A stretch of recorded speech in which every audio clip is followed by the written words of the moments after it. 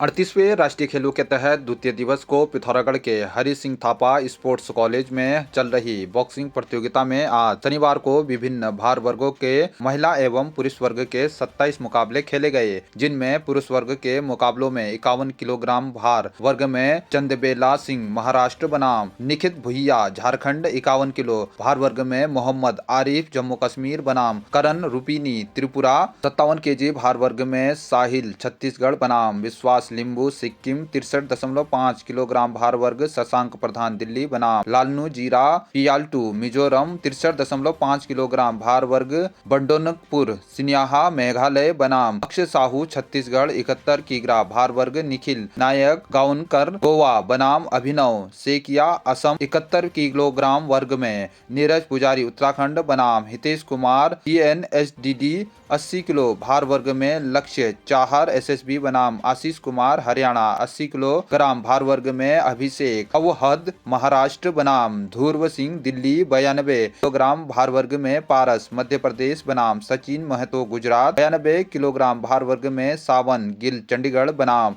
Mohammad Sohail Telangana, 92 kilo भार वर्ग में हर्ष कुमार हरियाणा बनाम नरेंद्र उत्तराखंड, 92 किलो भार वर्ग में ही गौरव चौधरी SSB बनाम अनिरुद्ध भागेला गुजरात। महिला वर्ग के मुकाबले में 50 किलोग्राम वर्ग में संजना चौधरी गुजरात बनाम कल्पना हरियाणा, 50 किलोग्राम भार वर्ग में अंजना ठाकुर हरियाणा बनाम madam rosemary CH Manipur, 54 kilogram भार वर्ग में संध्या रानी दास ओडिशा बनाम चैतन्य बाई शाह महाराष्ट्र, 54 किलो भार वर्ग में सुनीता हिमाचल प्रदेश बनाम हेतल दामा गुजरात के मुकाबले खेले गए।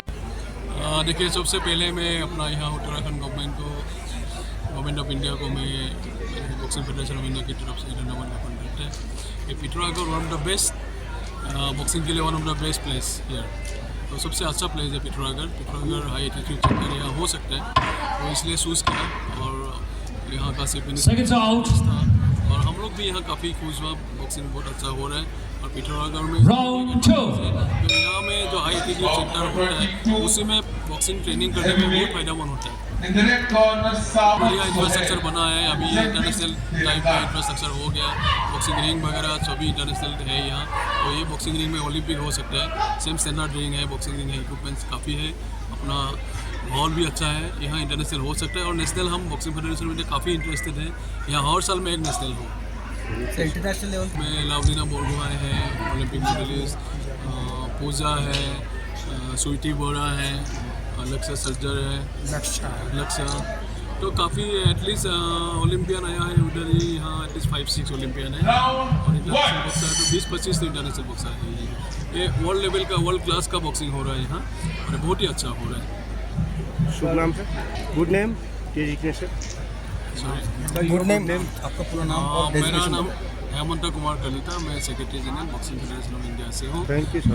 आप लोग से मिला बहुत अच्छा लगा, लेकिन आप लोग आइए, बॉक्सर लोग को एनकरेज कीजिएगा और ये बहुत बड़ा इवेंट है, बॉक्सिंग के लिए बहुत बड़ा एक इवेंट हो रहा है यहाँ। हम लोग काफ़ी खुश हैं, ये उत्तराखंड गवर्नमेंट ने यहाँ बॉक्सिंग यहाँ लेके आया और यहाँ का लोगों का जो उत्साह देख रहे हैं हम लोग, इसके लिए हम लोग काफ़ी गवर्नमेंट को धन्यवाद देते हैं। कोच साहब लोगों ने हमें जिस चीज़ के लिए 3 बार कैंप लगा रखा हमारा, 2 बार पिथौरागढ़ और 1 बार मुंशारी में। मेन टारगेट हमारा यही है कि उत्तराखंड हमारी होस्ट टीम है, तो हमें इतना होना चाहिए, गोल्ड मारना है हमें, मेन हमारा टारगेट यही है। पहला मुकाबला कितना टफ था, कैसा? बढ़िया था, लड़का अच्छा था। तो हमारे कोच ने जिस हिसाब से बताया था कि तो मारो फिर पीछे हो जाओ फिर मारना है, वही चीज़ कर रहा था बस अप्लाई। 3rd राउंड में वो सर ने जो बताया कि मेन अपना फुल एफर्ट लगा दो, बस उसी में हमारा मेन टारगेट था, बस लास्ट में हमने मार दिया। क्या नाम है आपका?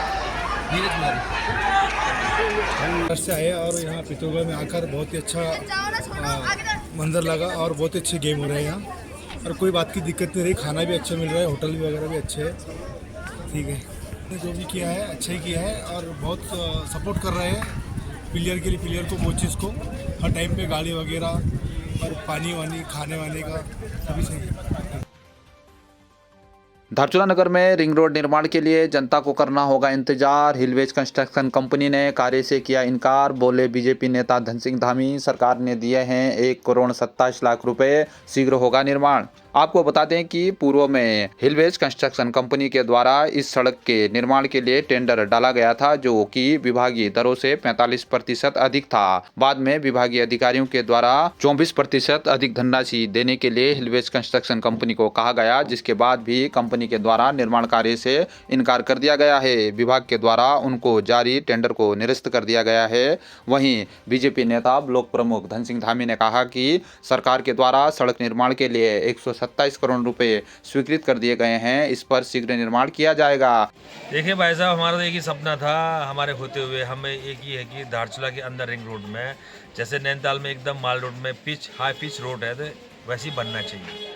और हमारे चाहिए जो चेयरमैन साहब अपने आप चेयर में बैठेंगे कुछ दिनों में शपथ पत्र लेने के बाद, सबसे पहले उनका काम यही रहेगा कि हमारे धारचूला की समस्या को समाधान करें। और हमारा सबसे पहला है कि रिंग रोड बने, और उसके बाद फिर और जितने भी है वो अपना काम करें। परेशानी मेन आप देख ही सकते हो कि इतनी धूल उड़ती है। देखिए दुकान में धूल ही धूल है। बाहर से कोई अगर टूरिस्ट आता है तो फिर वो यहाँ के बारे में ये बोलता है कि अरे धारचूला तो इतना पॉल्यूशन शहर है, सफाई नहीं है, ये चीज़। तो हमारे क्या होता है कि धारचूला के बारे में गलत मैसेज जाता है, क्योंकि ये टूरिज्म इलाका है, बहुत सारे टूरिस्ट आते हैं। आज तो आदि क्लास फेमस हो चुका है। देखिए हर साल कम से कम 10,000 से ऊपर टूरिस्ट आते हैं।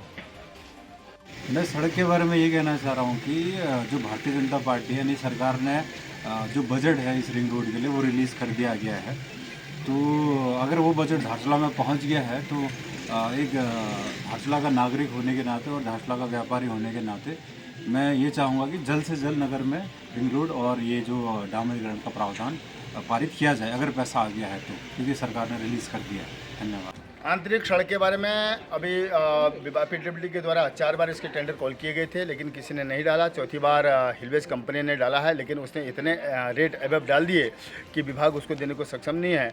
उससे रेट कम करने के लिए बात की गई, लेकिन वो सहमत नहीं हो रहा है। जल्दी ही इसमें विभाग भी और इसमें ये कम से कम रिंग रोड का डामरीकरण कैसे हो जाए, इसके बारे में जल्दी कार्रवाई कर रही है और आपको जल्दी ही इसके परिणाम देखने को मिलेंगे। पैसा ऑलरेडी स्वीकृत है हमारे पास। और पार्किंग की जो समस्या आ रही है इसके लिए क्या? के बारे में माननीय मुख्यमंत्री जी महोदय के द्वारा जनता के मांग पर यहाँ पर जो घोषणा संख्या 610 के तहत माननीय मुख्यमंत्री जी, प्रदेश के यशस्वी मुख्यमंत्री जी के द्वारा घोषणा कर दी गई है। और जो यहाँ पर हमारा पशु अस्पताल है उसमें मल्टी स्टोरी पार्किंग का निर्माण किया जाएगा। इसके साथ साथ नीचे डुमपाने में भी एक अलग टैक्सी स्टैंड का निर्माण किया जा रहा है और जल्दी ही इसका भी हमें सौगात देखने को मिलेगी धारचूला वासियों को। इसके साथ मुख्यमंत्री जी महोदय के द्वारा घोषणा संख्या 623 के तहत जो यहाँ पर बाईपास सड़क है वो भी ट्रैफिक जाम को निजात दिलाने के लिए उसकी भी घोषणा हो गई है, जिसका सर्वे का काम हो चुका है। हमने नगर पालिका चुनाव के दरमियान भी इस विषय को पूरा बखूबी रखा था जनता के सामने।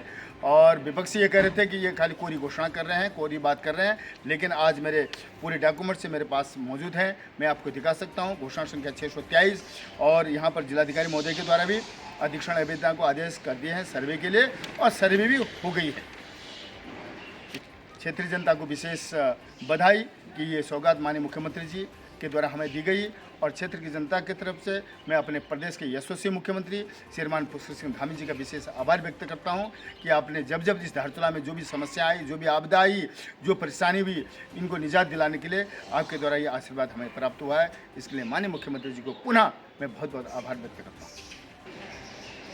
क्योंकि नगर पालिका के चुनाव हो गए हैं, विपक्ष के द्वारा बार बार कई प्रकार के आरोप लगाए गए हैं सत्ता पक्ष पर कि ये झूठ बोल रहे हैं, गलत बातें कर रहे हैं, इसलिए इसका श्रेय विपक्ष लेने न पाए।